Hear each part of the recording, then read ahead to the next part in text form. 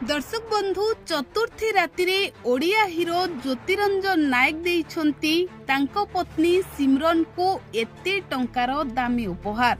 दर्शक बंधु एही उपहार समस्तंकु चकित करुछि। एही उपहार पाइबा परे ज्योतिंको धर्मपत्नी माने सिमरन को आखिरे लुह आसी जाइथिला।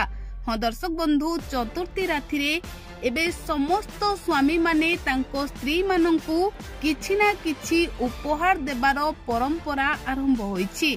आउ ज्योति मध्य तांको धर्मपत्नी सिमरन को एमिति एक बड़ उपहार देइथिले जहा देखिबा परे सिमरन को आखिरे खुशीर लुह आसी जाइथिला। आउ सिमरन भाव विहल होई पड़िथिले। तेबे दर्शक बंधु आउ डेरी नकरी आसंतु जानिबा चतुर्थी राति रे ज्योति तांको पत्नी को केउ उपहार देइथिले जहाको देखिबा परे ज्योतिंको धर्मपत्नी माने सिमरन को आखिरे लुह आसीथिला।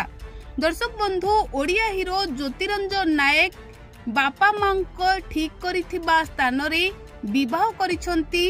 ज्योति एबे सिमरन को स्वामी साजिछंती। ज्योति सिमरन को मथारे सिंदूर पिंधाई तांको 7 जन्मर साथी होइछंती। तेबे एहारी भितरे ज्योतिंको विवाह सरिथिबा तो आपण माने जानिथिबे। तेबे विवाह परे चतुर्थी राति रे ज्योतिरंजन नायक तांको धर्मपत्नी को एमिति एक दामी उपहार देइथिले जहाको देखिबा परे समस्ते आश्चर्य होइथिले।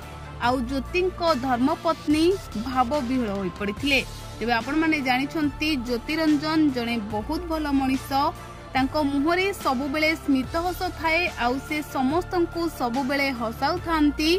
तेबे ज्योति तांको चतुर्थी राति रे स्त्री को सारा जीवन खुशी रे रखिबे और साथी रे रखिबा को कथा देइथिले जहा फल रे सिमरन भाव विहल होई पड़िथिबा लोके कहउछंती। आउ स्वामी को स्नेह प्रेम भल पाइबाठू अधिक दामी गिफ्ट आउ दुनिया रे किछि भी नाही।